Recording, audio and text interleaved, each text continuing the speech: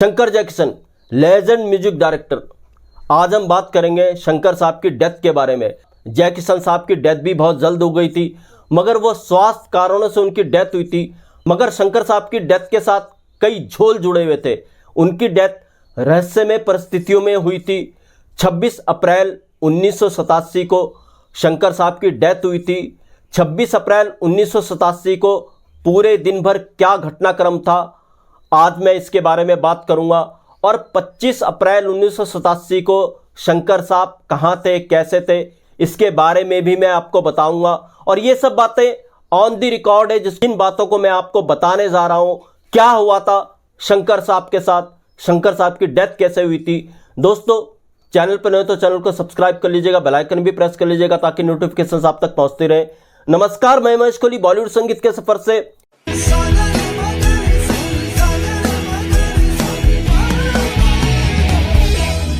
Shankar Jackson, कई बातें on the record Shankar Jackson साहब के बारे में है। कैसे शंकर और जैक्सन के बीच में डिस्प्यूट था। शंकर जैक्सन एक वक्त में अलग अलग काम कर रहे थे, जैक्सन साहब अलग काम कर रहे थे, शंकर साहब अलग काम कर रहे थे। तो ये बातें पचाई जा सकती हैं क्योंकि ये प्रोफेशन का एक हिस्सा है। कहा यह भी जाता है लता जी जैक्सन के साथ गा रही थी, शंकर साहब के साथ नहीं गा रही थी। तो ये बातें आम है, प्रोफेशन का एक हिस्सा है। जैक्सन की डेथ के बाद आरके बैनर में शंकर साहब की एंट्री नहीं हो सकी। राज कपूर ने उनको नहीं लिया अपनी फिल्म्स में, आरके बैनर्स की और फिल्म्स उनको नहीं मिली जैक्सन की डेथ के बाद।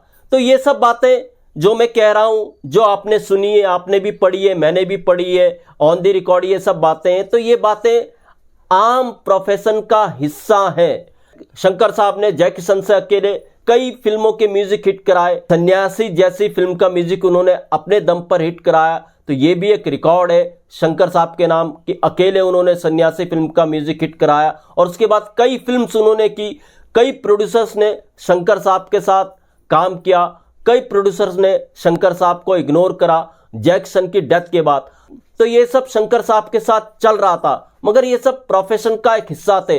मगर जिस तरीके से उनकी मौत हुई 26 अप्रैल 1987, उस दिन हुआ क्या था दोस्तों। ये जो पूरा वाक्य शेयर किया, ये किया था सुधाकर शर्मा जी ने। जो चौंका देने वाला वाक्य था, कैसे शंकर साहब की डेथ हुई। सुधाकर शर्मा शंकर साहब के करीब थे, लिरिसिस्ट बनने ये मुंबई आए थे 79 के करीब। और इनका यह भी कहना था, शुरुआती दौर में इन्होंने शंकर साहब की कार भी साफ की और काफ़ी सालों तक इन्होंने किशोर कुमार साहब को भी असिस्ट किया। लगभग 17 साल तक इन्होंने किशोर कुमार साहब को असिस्ट किया, ऐसा सुधाकर शर्मा जी का कहना है। तो जब ये डायरेक्टर बने तो इनको बड़ी हसरत थी अपनी फिल्म में शंकर को बतौर म्यूजिक डायरेक्टर लेने की। तो ये शंकर साहब के पास पहुंचे, अपनी ये फिल्म बना रहे थे कोई गोरी। उसमें इन्होंने शंकर साहब से रिक्वेस्ट की कि गोरी के लिए शंकर साहब म्यूजिक दे। तो शंकर साहब मान गए गोरी में संगीत देने के लिए। अब गोरी के ही गाने की रिकॉर्डिंग का किस्सा है जो 26 अप्रैल 1987 को होनी थी। और इस गाने को गाना था किशोर कुमार साहब ने। सुधाकर शर्मा जी का कहना है 26 अप्रैल 1987 को ये रिकॉर्डिंग होनी थी, किशोर कुमार साहब ने ये गाना गाना था और शंकर साहब ने इस गाने को रिकॉर्ड करना था अपने म्यूजिक डायरेक्शन में। सुधाकर शर्मा जी का आगे ये भी कहना था 26 अप्रैल को जब रिकॉर्डिंग होनी थी, 25 अप्रैल को वो शंकर साहब से मिले। तो उन्होंने शंकर साहब से रिकॉर्डिंग के बारे में बात की। तो शंकर साहब का कहना ये था कि 26 अप्रैल को आप जल्द स्टूडियो पहुंचो, और वो 11 बजे रिकॉर्डिंग स्टूडियो पहुंच जाएंगे। तो खैर साहब 26 अप्रैल को सुधाकर शर्मा और म्यूजिकल टीम रिकॉर्डिंग स्टूडियो पहुंच गई थी। सुबह जल्द पहुंच गई थी, 9-10 बजे पूरी म्यूजिकल टीम रिकॉर्डिंग स्टूडियो पहुंच गई थी। 11 बजे शंकर साहब ने रिकॉर्डिंग स्टूडियो में आना था, मगर जब 11 बजे तो शंकर साहब रिकॉर्डिंग स्टूडियो नहीं पहुंचे। तो 11 से 12 बजे, 12 से 1 बज गए, ऐसा सुधाकर शर्मा जी का कहना है। शंकर साहब रिकॉर्डिंग स्टूडियो नहीं पहुंचे जबकि वो पंक्चुअल थे। अब जब 1 बज गया तो सुधाकर शर्मा ने नॉर्मली शंकर साहब के घर फ़ोन लगाया पता करने के लिए कि शंकर साहब अब तक रिकॉर्डिंग पर क्यों नहीं पहुंचे। तो जब सुधाकर शर्मा ने शंकर साहब के घर फ़ोन लगाया, वापस उनको जवाब मिला शंकर साहब की तो तबीयत खराब है। अब सुधाकर शर्मा इस म्यूजिक को अरेंज कर रहे थे डेनियल। तो सुधाकर शर्मा ने डेनियल को पूछा, डेनियल काफ़ी करीब थे शंकर के, यार कुछ ऐसा हुआ है शंकर साहब की तबीयत ऐसे कैसे ख़राब हो गई है? तो डेनियल साहब ने कहा, नहीं ऐसा तो कुछ नज़र नहीं आता कि शंकर साहब की तबीयत खराब हुई हो। तो खैर कुछ देर उन्होंने और वेट किया। जब थोड़ी देर और हुई तो फिर सुधाकर शर्मा ने शंकर साहब के घर फ़ोन लगाया। फिर उनको जवाब मिलता है कि शंकर साहब तो अलीबाग गए हुए हैं। अब ये लोग चौंक गए। अभी थोड़ी देर पहले तो कह रहे थे कि शंकर साहब की तबीयत खराब है, अब कहा जा रहा है शंकर अलीबाग गए हैं। तो अब ये समझ गए कुछ तो झोल है, मगर अभी भी इनको नहीं पता कि कौन सी बड़ी दुर्घटना हो चुकी है। इनको लगा कुछ झोल है, तो इन्होंने पहले किशोर कुमार साहब को फ़ोन करना उचित समझा। इन्होंने कहा रिकॉर्डिंग तो आज शायद नहीं होगी, तो पहले ही किशोर कुमार साहब को बता दिया जाए कि रिकॉर्डिंग नहीं होगी, आप रिकॉर्डिंग स्टूडियो नहीं आए। तो इन्होंने किशोर कुमार साहब को पहले फ़ोन किया। किशोर कुमार साहब ने ये गाना गाना था गोरी के लिए, जो सुधाकर शर्मा जी डायरेक्ट कर रहे थे। तो सुधाकर शर्मा ने किशोर कुमार को अवगत कराया, जो भी उन्होंने कहा होगा कि शंकर साहब आज मौजूद नहीं है इसलिए रिकॉर्डिंग नहीं होगी, तो आप रिकॉर्डिंग स्टूडियो मत आइएगा, रिकॉर्डिंग कैंसिल हो चुकी है। तो खैर किशोर कुमार साहब को रिकॉर्डिंग के लिए मना करने के बाद फिर शारदा जी को फ़ोन लगाया। शारदा जी लेजेंड सिंगर, शंकर जी के करीब वो काफ़ी थी। तो जब शारदा जी को फ़ोन लगाया सुधाकर शर्मा जी ने, शारदा जी ने उनको बताया कि कल तो वो मेरे साथ थे 7 बजे तक और अच्छे खासे थे शंकर साहब, उसके बाद वो अपने घर गए। तो सुधाकर शर्मा जी ने बताया होगा शारदा जी को कैसे शंकर साहब की तबीयत भी खराब बताई जा रही है, ये भी बताया जा रहा है कि अलीबाग गए हैं। शारदा जी ने सुधाकर शर्मा को कहा कि आप रिकॉर्डिंग जारी रखो, वो स्टूडियो पहुंच रही हैं। मगर सुधाकर शर्मा जी का कहना था शंकर जी के बिना रिकॉर्डिंग कैसे की जा सकती थी, क्योंकि शंकर जी के बिना रिकॉर्डिंग करते तो शंकर जी बुरा मान जाते। अभी उनको नहीं पता था हुआ क्या है। तो खैर शारदा जी रिकॉर्डिंग स्टूडियो पहुंची तो काफ़ी वेट किया शंकर साहब का, बातें हो रही थी उनकी तबीयत को लेकर के, अलीबाग गए या नहीं गए सब बातें हो रही थी। लगभग शाम को 5 बजे सबने सोचा आज का दिन तो निकल गया, कल ही वो पता करेंगे क्या हुआ, शंकर जी रिकॉर्डिंग स्टूडियो क्यों नहीं पहुंचे। तो जैसे ही 5 बजे सब म्यूजिशियन रिकॉर्डिंग स्टूडियो से सामान पैक कर रहे थे, तो उसी समय एक लड़का रिकॉर्डिंग स्टूडियो में आता है और वो स्टूडियो की चाबी मांगता है कि स्टूडियो की चाबी मुझे दे दीजिए। तो अब यहाँ पर सुधाकर शर्मा जी थोड़े स्टिक हुए। उन्होंने उस लड़के को कहा चाबी कैसे दे दे तुम्हें, पहले बताओ शंकर साहब है कहाँ। तो लड़का चाबी मांगने की जिद करने लगा। तो फिर शारदा जी बीच में आई। शारदा जी ने उस लड़के से बात की और इस तरीके से वो लड़का वापस चले गया।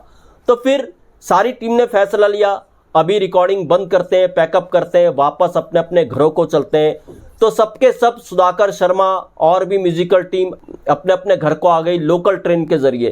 तो सुधाकर शर्मा जी का कहना था जब घर आने के बाद उन्होंने टीवी खोला और टीवी में उन्होंने खबर देखी तो उनके पैरों के तले ज़मीन खिसक गई।